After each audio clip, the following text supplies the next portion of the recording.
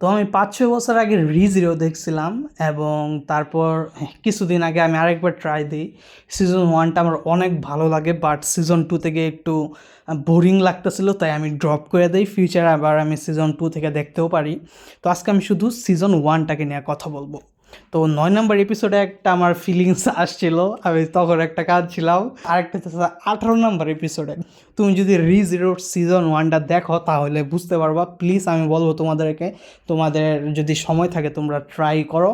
এবং কখন আমি এরকম করি নাই, বাট আমার মাথায় একটা বুদ্ধি আসছে, সেটা হইতেছে যখন আমি ১৮ নম্বর এপিসোডটা দেখতেছিলাম, তুমি দেখলে বুঝবা কতটুকু পেইনের মধ্য দিয়ে যায়। আমি একটু তোমাদেরকে রিভিউ করে দিব।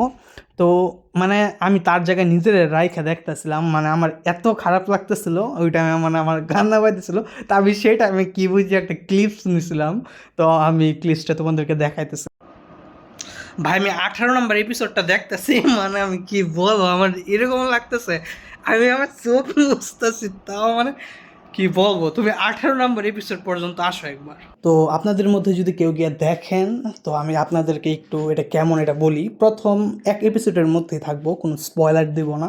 তো মনে করেন পৃথিবী থেকে একটা মানুষ একটা অন্য ওয়ার্ল্ডে ট্রান্সফার হয়ে গেছে। এত বড় ইউনিভার্স, একটা অন্য ওয়ার্ল্ডে মানুষ আছে, হইতেই পারে মানুষ বা অন্য কিছু, সেখানে ম্যাজিক আছে।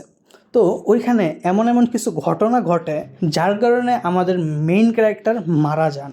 তো ওই ওয়ার্ল্ডে মারা যাওয়ার পর যে কারণে সে মারা গেছিলো, ঠিক ওই পয়েন্টে সে আবার ফেরত এসে পড়ে। তো এরকম বারবার রিপিট হয়, তাকে খুঁজে বার করতে হয় যে সে কেন মারা গেছে, এবং যদি সে কারণটা বের করতে পারে তাহলে স্টোরি আরও আগায়, আর যদি না পারে আবার মারা যায়, আবার সে স্টার্ট হয় শুরু থেকে। এটা হচ্ছে রিজিরো।